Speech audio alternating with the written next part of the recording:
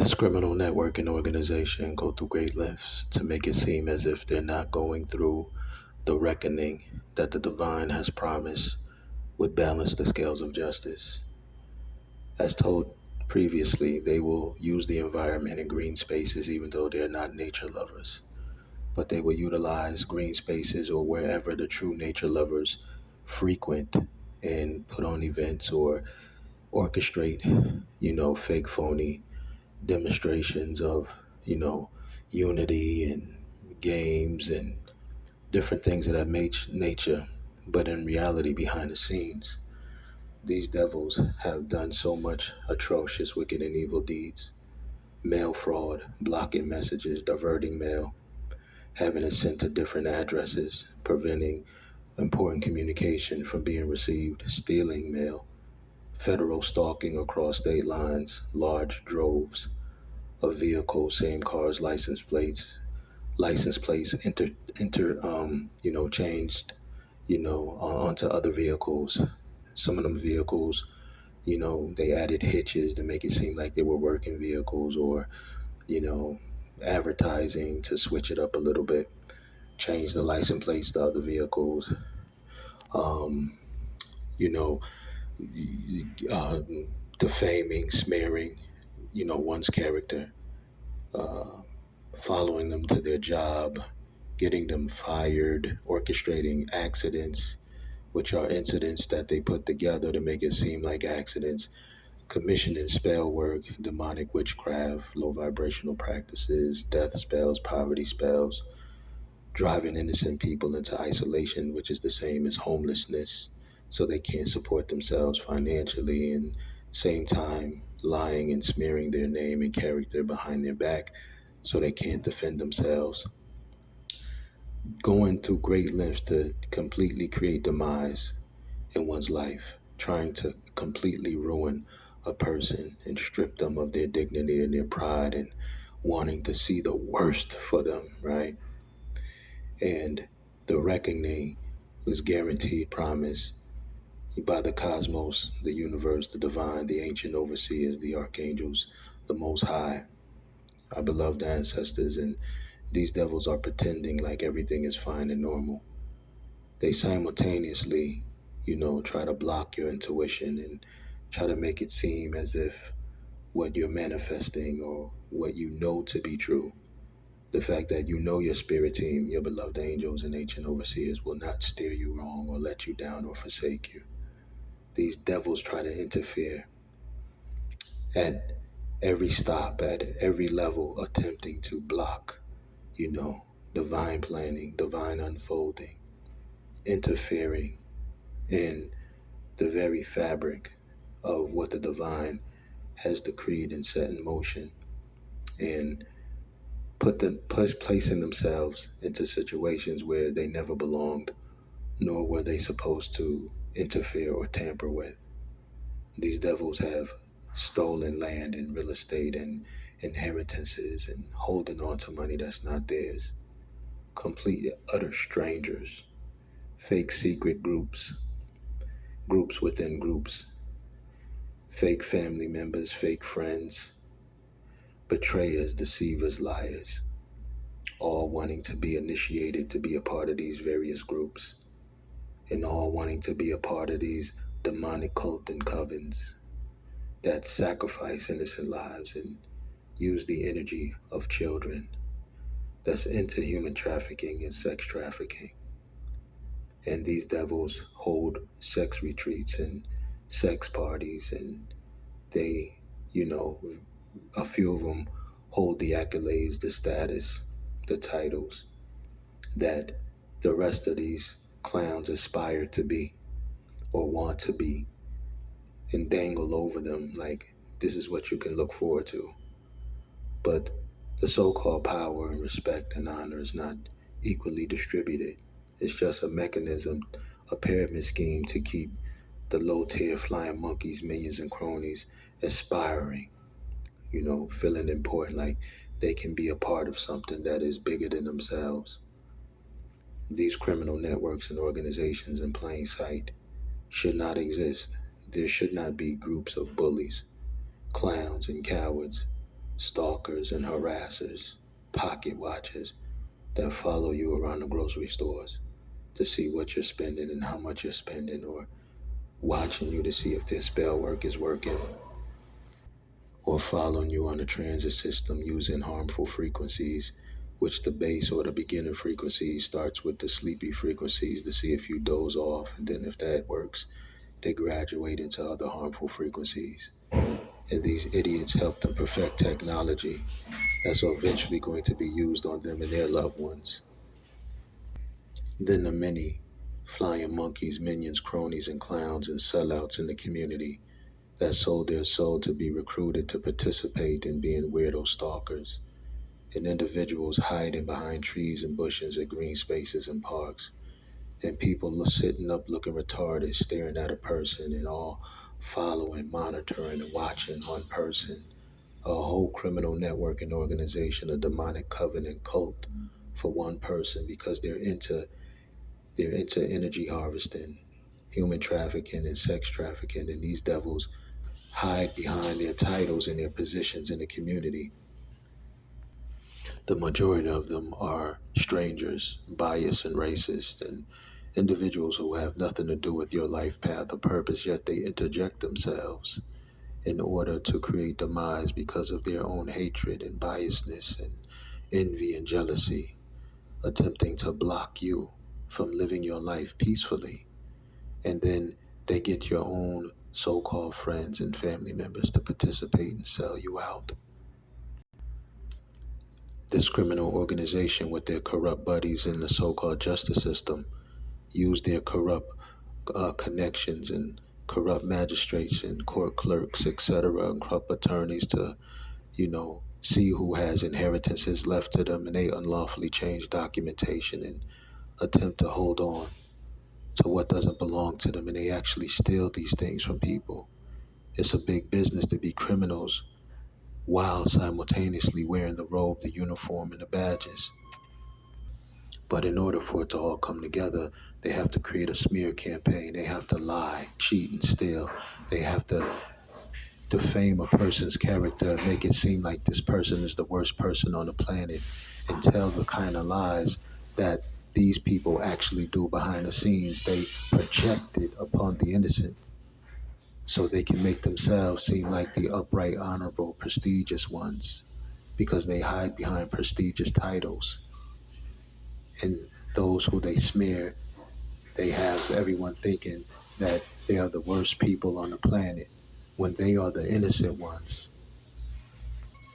Then they have their corrupt buddies and data analysts at these platforms break censorship laws and shadow ban their accounts and block messages and truth from being exposed. They literally have somebody on standby as they listen and hear what a person is recording and what they're getting ready to say and what they're getting ready to post, and the fact that they're content creators and they text ahead because they all have a text network that they use, a chat that they all utilize. And this allows them to let their data analysts and corrupt buddies at these platforms know, shadow ban the account, block the video, stall the video for 4 to 5 hours from uploading, have it stuck on a certain percentage from uploading, right? Or, flag it all together and say, oh, it violates community rules. And they tell you that the community rules, this video goes against the community rules, when that couldn't be further from the truth, expressing and exposing truths, the evils that's taking place.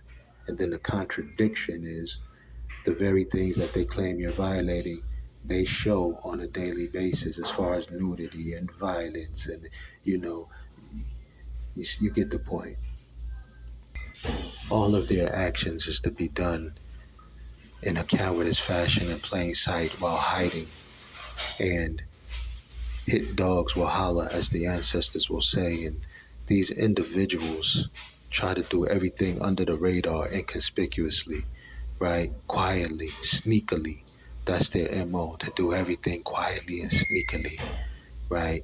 While they commission spell work and demonic practices and witchcraft, simultaneously, a whole army army, a whole community of sellouts and clowns, stalking and monitoring, watching, and ear hustling and eavesdropping and pocket watching at grocery stores and stalking and hiding behind trees and bushes like retards at the park and having retards following the bathroom and listening and on standby and sending texts and follow up.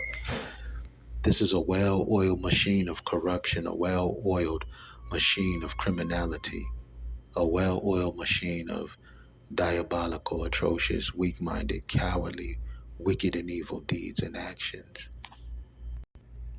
And those superficial with a materialistic mentality who have the potential to walk their divine path and answer their soul's higher calling and allow their spirit team and beloved angels to guide them, who end up going the wrong way and getting off their divine path. When they get caught up in participating in trying to sacrifice another divine being and chosen one, they usually get instant karma. The whole group as a whole, after ignoring all the warnings and the extended mercies that was allotted to them, they end up getting instant karma. And so these hit dogs begin to holler, even as they had tried to keep up appearances and make it seem like everything was fine, as they was breadcrumbing and gaslighting and love bombing and taking the instruction of these smiling liars and charming devils behind the scenes in their ear and in their subconscious, taking their and following their instruction on what to do in order to harvest energy, siphon energy, form cords, force connections, and lead people astray. All of these come with consequences from those who are supposed to know better and allowed themselves to go the wrong way, giving their power away essentially by letting a devil lead them and guide them and instruct them on how to misbehave to the lowest degrees, walking away from their higher consciousness, spitting in the face of their own spirit team and beloved ancestors. These violations causes them to be stripped of their spiritual gifts and natural abilities, causes them to lose sight of what their divine path and purpose was always meant to be. And then when they are stripped of the protections, the guidance, the healing, that's when their karma kicks in, and that's when the backfire and the backlash, the shadows, the demonic energies begin to return based on the consistency and the level of violation of rituals and low vibrational practices and demonic rituals they took part in. When this begins to backfire, they begin to think that, oh, it's the angels, it's God himself that's trying to expire or unalive them, and that the devil somehow is their friend and teaching them lessons and helping them learn and grow. This is how you know people are unraveling. This is how you know what people who have been keeping up an hysteria, a posterior, a facade, an appearance, pretending that everything is fine and up to par and that there's nothing going on, nothing to see here. This is how you know what they've actually been participating in, because it gets to the point where they can no longer fake it anymore. They can no longer front, act, or pretend. Everything comes to the surface and they have no choice but to let it out, spill the beans. The only thing is, it's still very difficult for them to confess. It's still very difficult for them to just speak straightforward from the heart and say, I apologize, I messed up, I know I went wrong, I repent, I want my spirit team to, help me, accept me, my soul tribe to it. They'll just jump right into pretending like they part of soul tribe. And, even after saying that, they don't really acknowledge themselves as a chosen one, and all of these different phrases turn them off, and now all of a sudden they soul tribe. I mean, this is how you know they're unraveling. They get confused.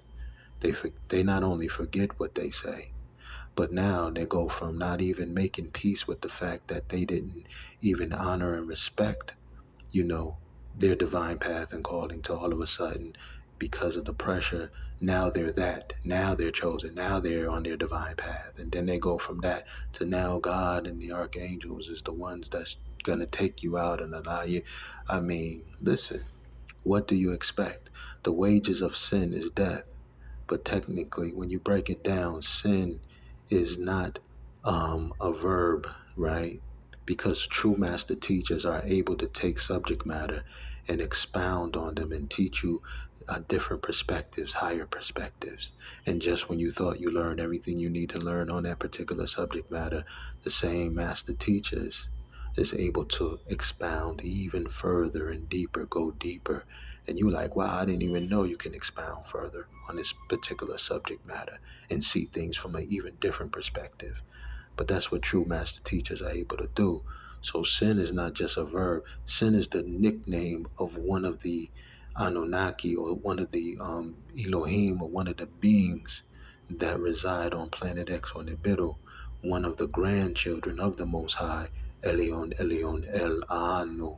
And when you say Elion, Elion, El, that is the equivalent of what Yahshua said when he said, Eli, Eli, lama sabachthani, right? Eli, Eli, he is saying Elion, Elion, El, which is the Most High, the highest of those group of beings, a very powerful bloodline or lineage of etheric beings, Etherian beings who never came into any physical form, and a long line of them that rest in the ethers before they begin to take physical form and take the throne and take the seat, ruled as the Most High, because being the Most High is the equivalent of a seat or a title like president or CEO or CFO, right? Those are seats, those are positions, those are titles.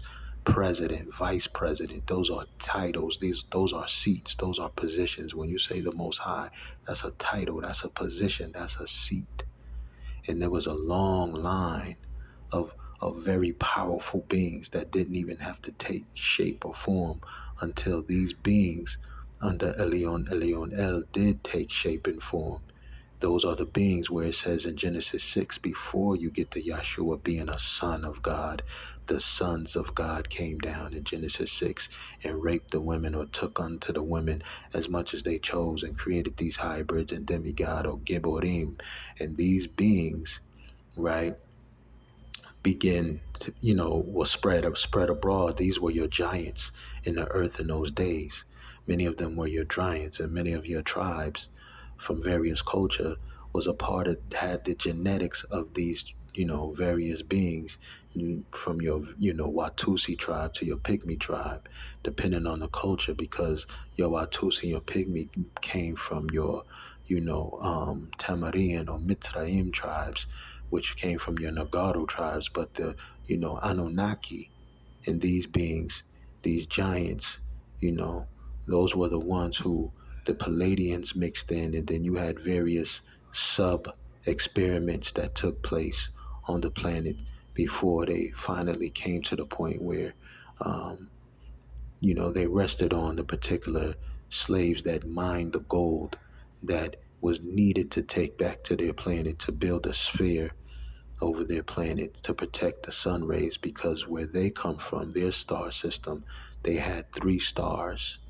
There are many different star systems that has more than one sun or more than one star. Every sun is a star and every star is a sun. We happen to have one, even though that's going to change, because the elders sent, 2 more suns this way. But in their star system, they had 3 suns. And because of the beef that took place, as they say, in the heavens, in their galaxy star system, it depleted their ozone. And so they had to rush. They didn't have time to debate or argue. They had to rush to figure out a way to save their planet and protect the ozone and rebuild it. And this particular region, this particular planet was rich in gold in the oceans, but it was too difficult to extract the gold from the oceans, so they went to the mining, the caves, and the caverns. But they needed to create a worker that was able to mine the gold. And so this is the whole reason that, the Homo sapiens and the Homo erectus and all of these, different experiments took place on this planet to create a slave that will mine the gold for them to be able to take back. And so, you know, simultaneously across the burning sands of Mesopotamia, Chaldea, or those are the gods and goddesses and angels of your Bible and Quran. And then across you had through Mitzrayim or ancient Tamaria or Egyptos or Egypt, those beings were your, Nagaru. Those are your Asar and Aset. Many say Isis and Hathor and Sachmet and Anapu or Nupu or Anubis, you know. And so there was a crossbreed where Enki and Marduk, his son Marduk, was Enki is the oldest son of Anu, Elionel. He crossed over and he married the daughter of Ptah, and so Marduk. Those two mixed in and crossed over with Panatharu. This is where your two royal bloodlines, ancient royal bloodlines, come from. And you have other different various species of royalty, extraterrestrials, advanced beings, advanced life forms that come from different star systems and different galaxies. And in order for them to maintain peace and order, they could develop a galactical confederation. But not to get off the subject, the whole point of this particular video communication is about these criminal networks and organizations that hide in plain sight and would have you think that they're not experiencing a reckoning that's taking place. And the only reason why it was necessary for me to mention that is because when people had mentioned, you know, various things about the Most High and about, sin. Again, sin is the nickname of one of the grandchildren of Elionel, the Most High. That's the reason why I went off into that. And his name is Nanar. Nanar, back in 2011, I believe it was, either 2011 or 2013, came down on a ship right over Jerusalem. All the cameras in the region of Jerusalem, that incident that took place, I think it was either 2011 or 2013. Nanar, whose nickname is Sin, came down and all the cameras in the region caught his ship coming down, and he hovered over Jerusalem to see what the progress on the temple was. And then it shot back up into the sky. All of this took place, y'all. We never been alone. But again, Nanar would be the cousin of Marduk or Melchizedek or Michael. Archangel Michael is also the grandson of the Most High by way of his eldest son, Enki. And then his second son is Enlil. Enlil is the father of Nanar or Sin. And Marduk or Melchizedek is the son of Enki. And these two sons, Enki and Enlil, had beef on this planet. They are the reason why the Sahara Desert used to be vegetation and green land, and then it turned into a wasteland and a dry land because of the advanced weaponry that they used and then when they was beefing. So you have to understand that these beings, they provide protections for you so long as you remain in alignment. They're not going to take you out. You'll end up taking yourself out, right? By not, remaining in alignment and being obedient to your soul's higher calling. They can't do anything for you if you want to do your own thing and, try to have one foot in and one foot out and play games and be on the other side with those who are already marked for judgment, those who have already been cast out, those who are enemies of the throne. It doesn't work like that. That's why you have to take your salvation serious. That's why you have to decide to be decisive what side you stand on and not play these stupid games, pretending like you can have one foot in and one foot out. You're either going to walk that straight and narrow and do what's necessary and make the proper choices according to, that decree, that divine decree, or you decide that you want to become that fallen angel and that you want to spend lifetimes of having to get it right before you're found as a worthy soul to be welcomed back home. But the choice is yours. But, you're right. The more you do, it's instant karma. And these hit dogs are beginning to holler. They're beginning to expose the backlash and the backfire of what they're experiencing. and they can no longer hide it, but they can try confessing. You still have to clean up what you messed up and what you created. You still have to pay off that karmic debt. But at least you'll be, back in alignment and accepted by your soul tribe and your beloved ancestors. At least you'll be respected and honored for having the courage to confess and, you know, develop a spine and a backbone to get back on track and having that courage opposed to allowing these devils to control you and tell you what to think and allowing you to playing the games that you playing, hiding in plain sight. They're already marked for judgment, and they don't believe in karma. They don't believe in the reckoning that's here.